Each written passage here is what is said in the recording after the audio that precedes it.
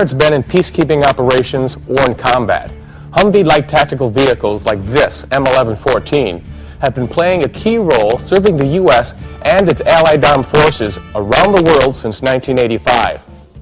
The major reasons for the success of the Humvee are twofold. One, the quality, durability, and versatility of the Humvee's design, and two, the skill and proficiency of the vehicle's operators. The success and safety of missions involving the Humvees depends to a large extent on this second point. That's what this video program will focus on: how to operate the Humvee proficiently, and most importantly, how to operate it safely. Let's begin with a review of the Humvee's lineup and some of its key features. The Humvee, which stands for High Mobility, Multi-Purpose Wheeled Vehicle, is available in several configurations. Except for a few differences in these configurations, the operating procedures are essentially the same for the basic M998 series, the A1 series, the A2 series, and the expanded capacity vehicle known simply as the ECV. At the heart of all Humvee powertrains is a 6.2-liter, a 6.5-liter, or a 6.5-liter turbocharged diesel engine. These engines are matched with either a 3-speed automatic or an electronically controlled 4-speed automatic transmission. Unlike conventional four-wheel drive vehicles, the Humvee's full-time four-wheel drive transfer case still maintains traction even when as many as 3 wheels lose their surface grip. The most noticeable characteristic of the Humvee is its wide stance. More than 7 feet across, it's just under a foot narrower than the M35 A3 2.5-ton truck. Its width provides optimal stability and is a key performance and design feature for its role operating in different terrain conditions. Other contributing factors to the stability and mobility of the Humvee are its geared hubs and double control arm independent suspension. These features help to provide higher ground clearance, which is especially important when the vehicle is subjected to off-road conditions. As you can see, the Humvee is no ordinary vehicle. Its ruggedness and versatility are the main reasons it has earned the reputation of being the light tactical wheeled vehicle of choice. The special handling characteristics of the Humvee are, in a word, dynamic. Unlike anything you would experience in a conventional passenger car or truck. When it comes to performance, when it really counts, this vehicle is in a very special class by itself. And because it is such a special and unique vehicle, the Humvee requires a very thorough understanding of its capabilities and maintenance requirements in order to keep it in top performance readiness. Since, as vehicle operators, you will likely be driving it in a variety of different terrain and climate conditions, you must know what the vehicle's capabilities are, as well as its limitations. Everything you'll need to know about operating and servicing the Humvee is contained in the -10 Operator's Manual, which accompanies each vehicle. There's the 28010 manual for the basic A1 and A2 series, and the 38710 manual for the M1113 and M1114 ECV models. If you're unsure about a particular operating procedure or aspect of the Humvee, make sure you consult your manual for clarification. Now let's review some of the important things to remember about operating the Humvee. First, you'll need to do a complete checkout before operating the vehicle to be sure it is mission ready and safe. Complete all the preventive maintenance checks and services contained in the before operation section of the -10 Operator's Manual to make sure that the vehicle is operational and mission capable. You'll also need to perform the during and after operation steps listed in this section of the manual as part of the overall requirements for operating the Humvee. Let's go over some of the more important checks you'll need to perform before actually driving the Humvee. Depending on the Humvee configuration and the terrain conditions, there are varying tire pressure requirements you'll need to be aware of. Be sure to follow the prescribed tire pressures as required in the PMCS with the specific Humvee configuration and vehicle application you're operating. Tire pressures should be checked weekly as required by the PMCS to make sure they are set to the correct levels for safe operation. There are also conditions where it is desirable to underinflate the tires to provide added traction like in sand, mud, or snow. Be sure to check the recommended tire pressure settings for for varying driving conditions in the tire maintenance section of the PMCS in the Dash 10 manual. We'll review these different driving conditions in more detail during the ride and handling portion of the video.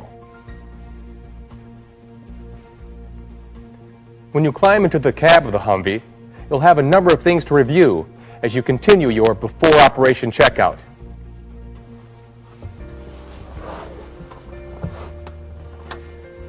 For starters, make sure the driver's seat is properly adjusted to permit safe and comfortable control of steering, braking, and acceleration.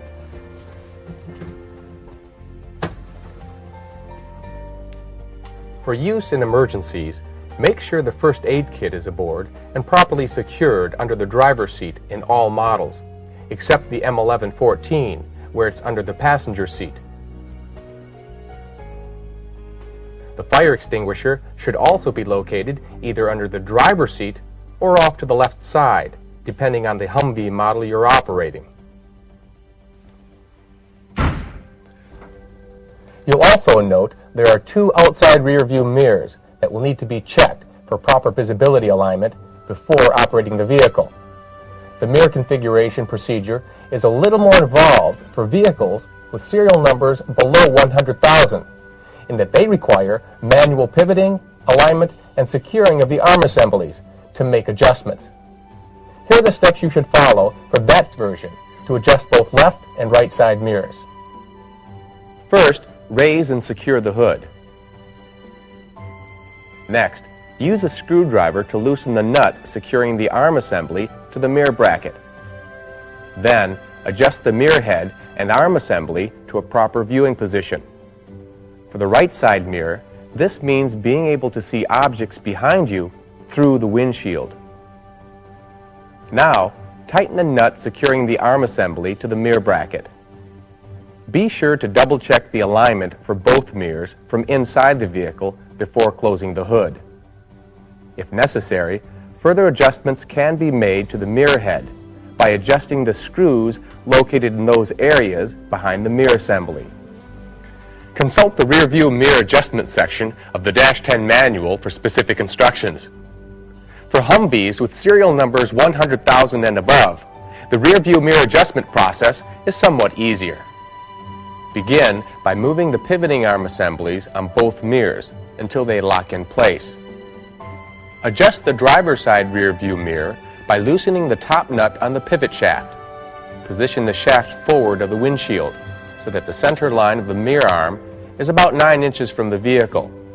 Tighten the top nut and adjust the mirror head for best visibility. The procedure for the passenger side mirror is exactly the same, except that the center line of the mirror arm should be set about 7 inches from the vehicle before adjusting the mirror head for proper visibility. Proper mirror adjustment is a good illustration of precision and safety. The more precise the adjustments, the safer the vehicle becomes. Now let's take a look at some specific features you'll find on the M1114 ECV. An important attribute is its interior airflow and temperature control system. For example, the defroster in the M1114 has more than just the high-low control and operates quite differently from those generally found in other vehicles. Its manually activated de-icer system is actually integrated into the windshield, enabling it to keep clear during severe weather conditions. The air conditioner is another important component of the Humvee's interior air temperature control system. With the exception of the M997 ambulance and a few specialized Humvee configurations, the M1114 is the only Humvee with a heavy-duty 25,000 BTU air conditioning system to maintain crew comfort.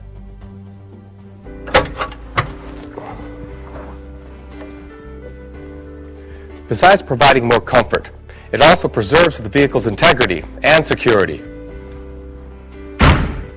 Plus provides a safer environment for the crew by eliminating the need to lower the ballistic glass windows to obtain fresh or cooler air. While learning to operate the Humvee proficiently is vital to the success of its mission role, nothing is more important than operating it safely. Safety is by far the #1 priority and goes hand in hand with success.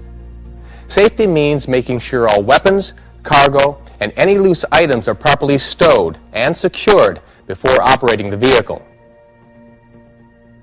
You should also be aware of the special partition door in the M1114, which provides inside access to cargo stowed in the rear of the vehicle.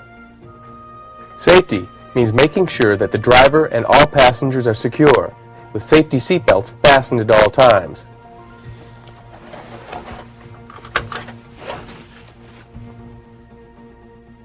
And finally, safety means knowing how to safely operate and control the Humvee under varying terrain and climate conditions so that the crew remains secure and the mission successfully accomplished.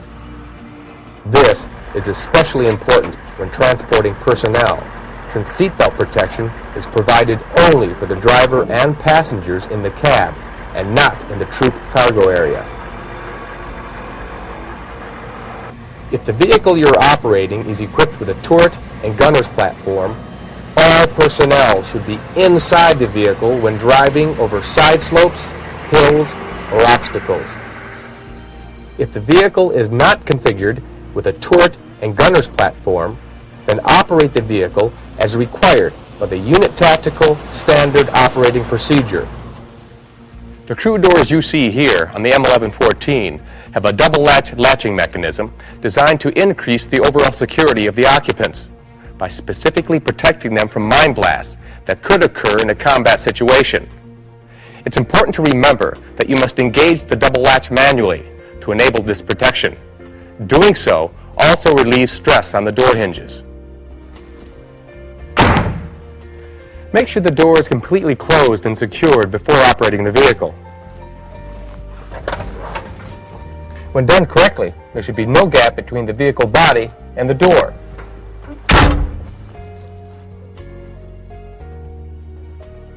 Before starting the vehicle, make sure you know and understand what all the functional indicators represent on the Humvee instrument cluster.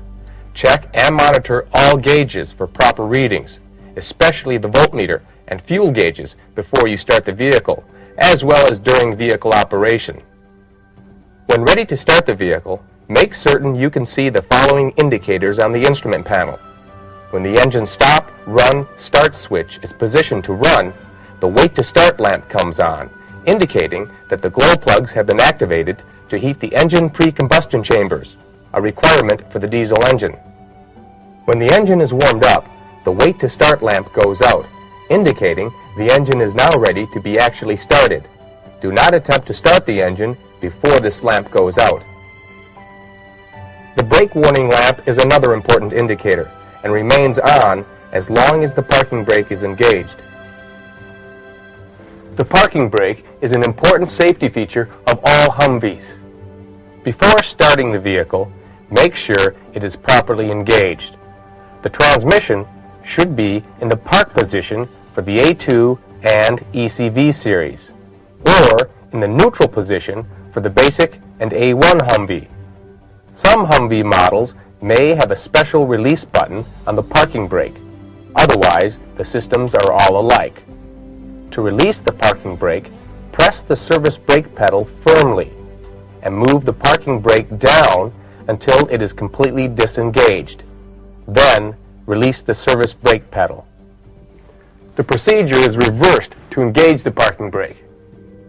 If the parking brake is not holding its grip properly and needs to be adjusted, make sure you first chock the wheels before proceeding. Next, release the parking brake handle and turn the adjusting knob clockwise, as tightly as possible by hand. Then, pull up on the handle to apply or engage the brake. If the parking brake does not engage properly, turn the adjusting knob counterclockwise until it does. To test the engagement of the parking brake, remove the chocks from the wheels and depress the service brake pedal. Start the engine. Place the transfer case shift lever in the H for high position and the transmission lever in D for drive. Slowly let up on the service brake pedal. The parking brake should hold the vehicle stationary. If not, repeat the brake adjustment procedure to find the right setting that will work.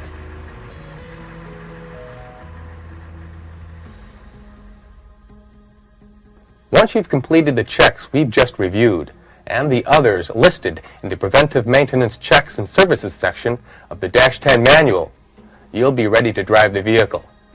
The Humvee is now checked out, secure, and ready for operation. The ride and handling portion of this video presentation will instruct you as to which transmission gear and transfer case selections to make for specific driving conditions and environments. If you experience any difficulties shifting the T-case, put the transmission in neutral, completely shut down the vehicle, then engage the T-case. It's important to be aware that the maximum operating speeds will vary depending on the transmission and transfer range selections made and the type of Humvee model configuration you're operating. The range can vary from 11 to 55 miles per hour, depending on the combination selected. In addition, the overdrive feature only applies to vehicles equipped with a 4-speed transmission, namely the A2 series, the M1113, and the M1114 ECVs.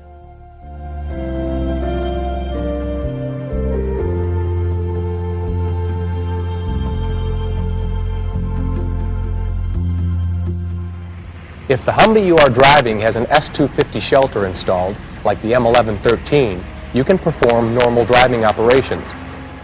However, when the shelter is removed, the predominant vehicle weight transfers from the cargo area to the engine area.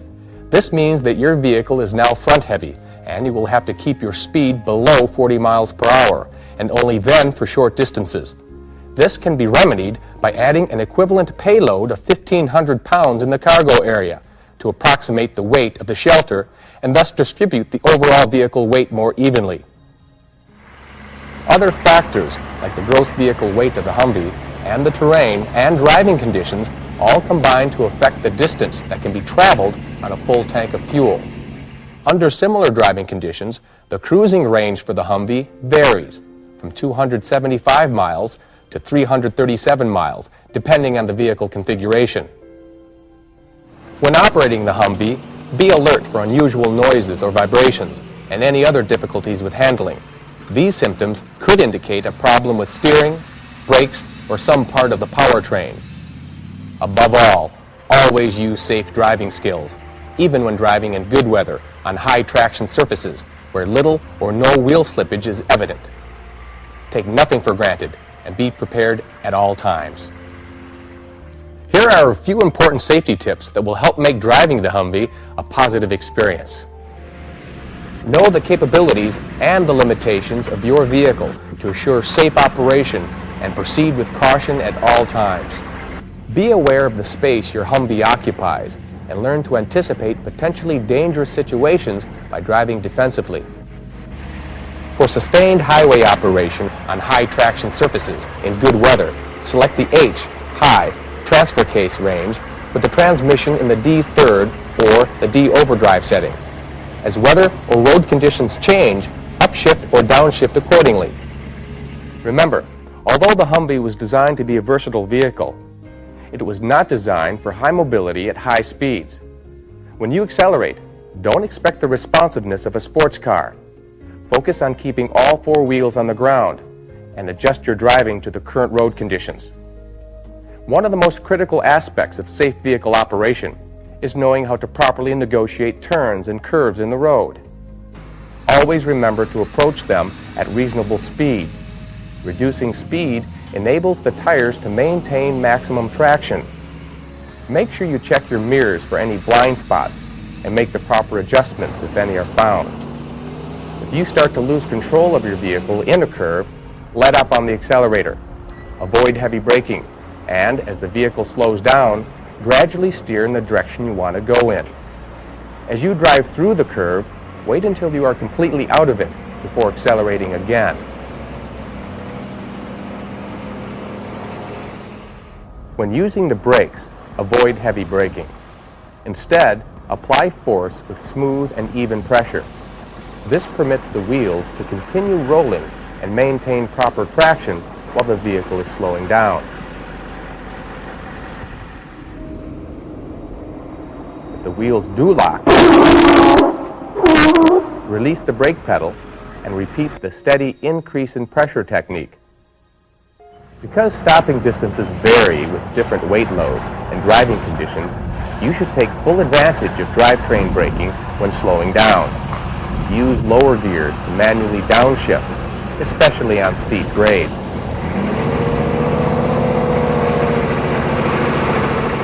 Not only is this a safe way to slow the vehicle down, but it also helps to extend the life of the brake linings. When driving on secondary road surfaces like rough asphalt, earth, or hard-packed gravel, vehicle operation is essentially the same as it is for normal high-traction surfaces. However, you must be prepared to slow down and adjust your driving technique for such changing conditions as encountering loose gravel. When faced with cross-country or off-road operations, special care and attention must be given to the unpredictable and unusual circumstances requiring good driving reflex and skill. It is in this kind of terrain that the Humvee operator must be most alert and exercise great caution. If you are driving a vehicle equipped with a 4-speed transmission, do not use the overdrive position when operating in off-road terrain, as this could seriously damage the transmission. One of the key ingredients to controlled, safe vehicle operation in off-road terrain conditions is the use of good driving sense.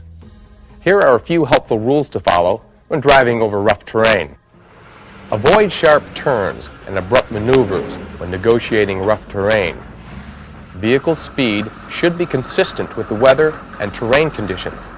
If possible, avoid dangerous obstacles like stumps and boulders. When encountering a side slope, good judgment needs to be exercised in determining how to make your approach.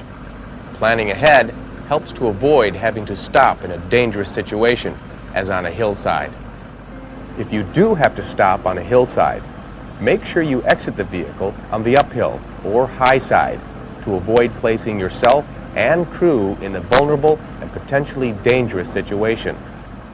If you are unsure, the rule of thumb is drive around the slope.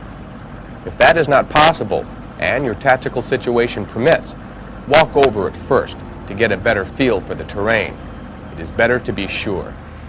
Navigating a side slope that is too steep could make the vehicle roll over, damaging equipment, and even causing serious injury or death to the vehicle occupants.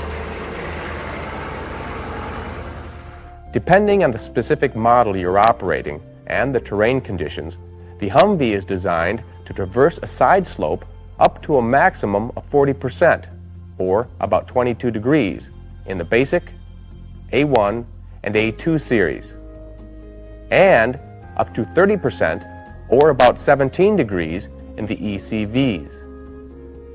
If you begin to experience wheel hop, you have exceeded the incline maximum limits. Keep in mind, these are maximum limits.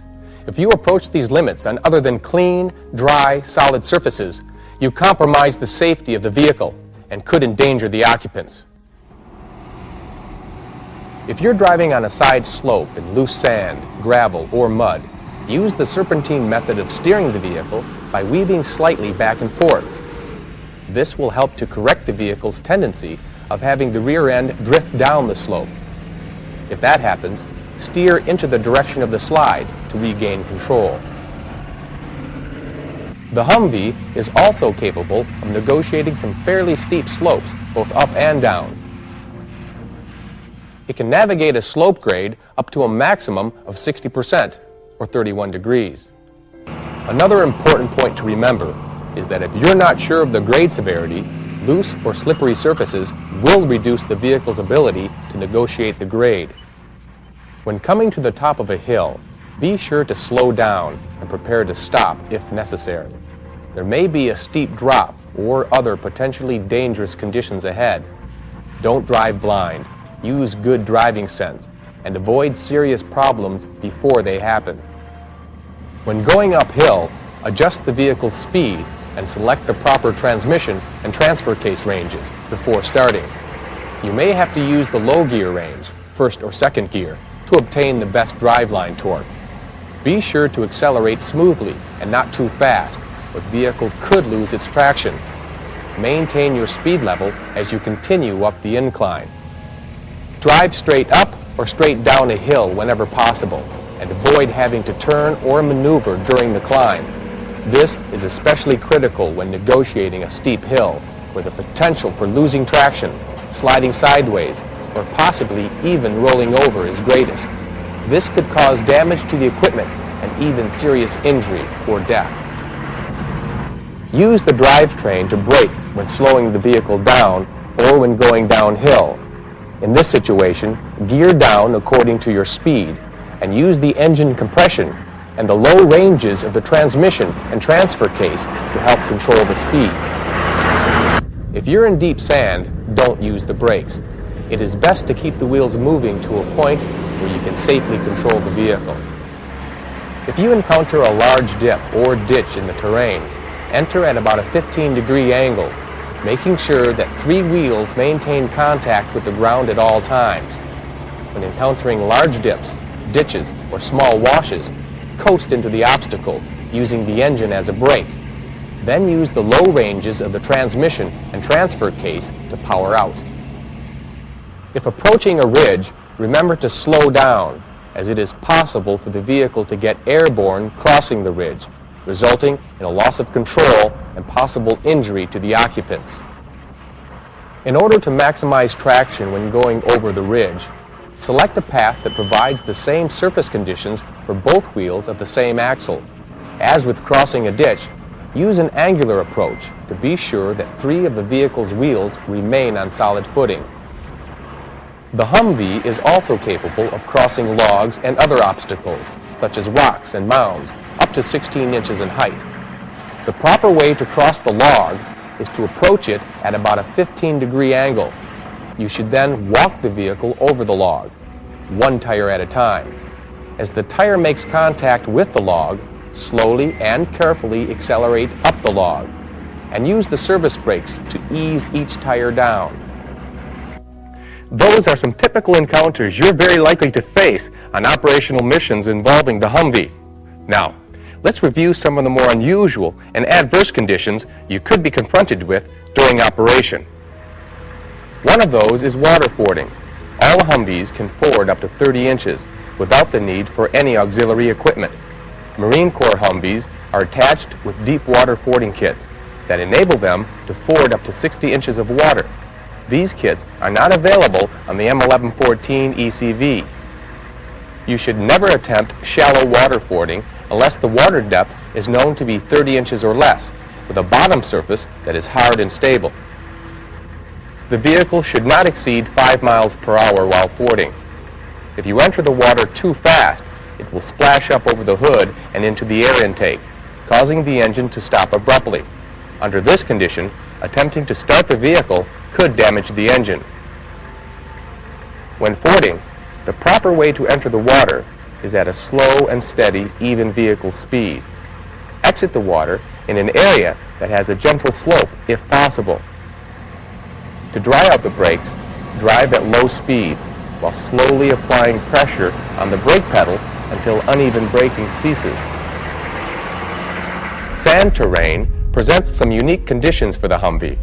Deflating the tires will provide a larger footprint and load-bearing surface for better traction and to help the vehicle stay on top of the sand. Be careful not to deflate the tires beyond the recommended tire pressure for this type of terrain application.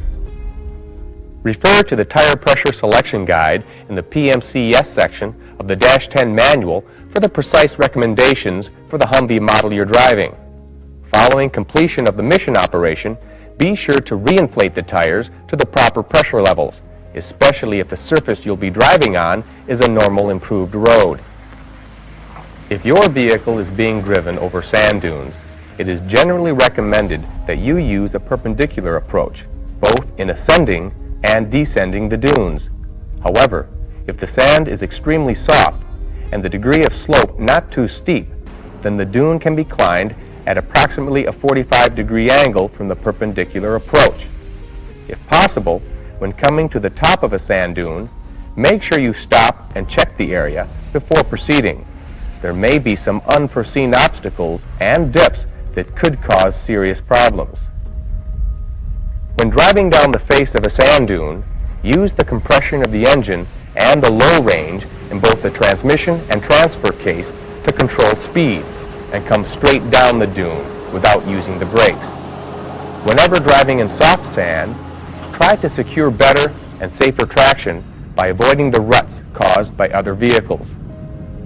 When traversing a sandy hill, keep the Humvee moving steadily. If the vehicle bogs down and stops, it may be because the sand is extremely soft, or the vehicle's approach to the hill was too slow, causing a loss of momentum. In this situation, back the vehicle up and put the transfer case setting in the HL, or high lock position, and the transmission in the D, or drive position, and try again at a safe and moderate speed. If the vehicle continues to bog down, shift the transfer case to the L, or low position, and put the transmission in drive, and try again. If the vehicle bogs down in the low position, look for an alternate route. When operating in loose sand, it is possible to experience continuous wheel slippage. If this occurs, place the transfer case shift lever in the high lock position and the transmission in the drive setting. Whenever possible, select the high setting for sand terrain, where little or no wheel slippage is experienced. As with sand, operating in mud conditions is enhanced when the tire pressures are deflated to the recommended settings to provide a larger footprint for better traction.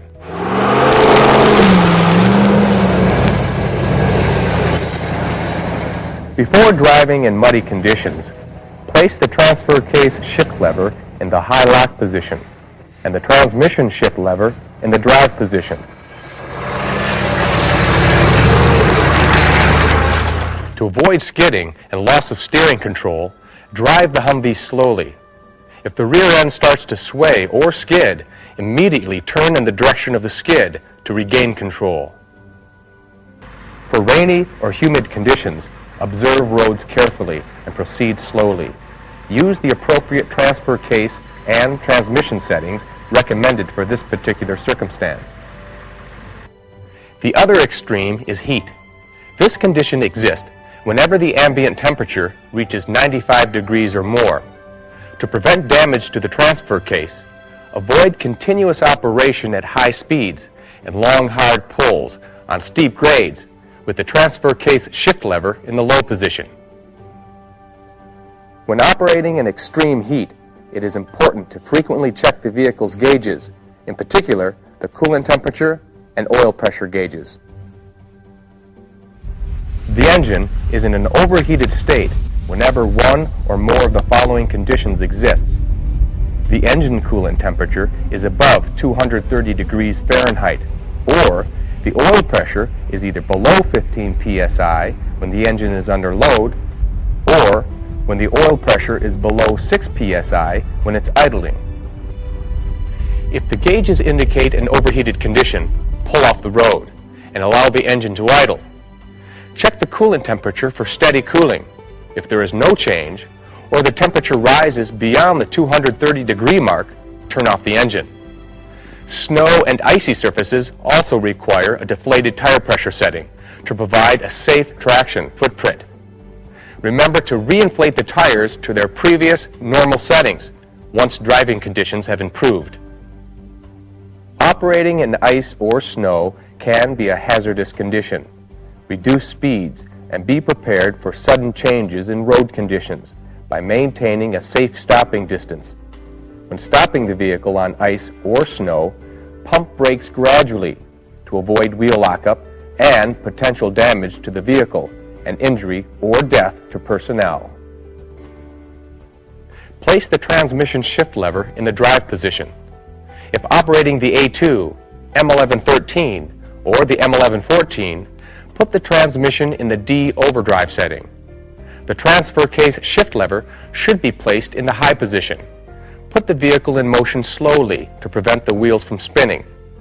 Never apply brakes when a wheel is spinning out, or damage to the drivetrain could occur. If rear-end skidding should occur, let up on the accelerator and steer the vehicle in the direction of the skid to regain control as you gradually pump the brake pedal. If you do get stuck in snow, do not attempt to rock the vehicle back and forth by shifting the transmission from reverse to drive. This could damage the drivetrain in the Humvee. Adverse driving conditions in ice and snow may require the addition of tire chains to the vehicle. Consult the -10 manual for instructions on how to proceed. One of the most dangerous conditions occurs when the vehicle goes into an uncontrolled spinout. This occurs most frequently when road surfaces are wet or covered with snow or ice. However, spinouts can happen in a number of other conditions, like sand and mud. By remembering a few key points, vehicle spinouts can often be brought back safely under control. Try the following procedure. Assuming the transfer case is set in the high range when the spinout begins, remove your foot from the accelerator pedal and allow the engine RPMs to return to idle level. Wait for the vehicle spinout to stop. Then, apply the brakes to keep the wheels from spinning again. Slowly depress the accelerator pedal to increase the engine's RPMs. If the vehicle moves without continuous spinout occurrences, continue the mission. If the spinout continues, remove your foot from the accelerator and allow the engine RPM level to return to idle again, and wait for the spinout to stop. Do not attempt to use the accelerator pedal or service brake unless at least one wheel has good traction on a firm surface. If you still have a problem, stop the vehicle, shut down the engine, and call for recovery assistance. One of the most sudden occurrences that can happen when driving any vehicle is experiencing a tire blowout. Here are some basic things you can do if it should happen to you while operating the Humvee.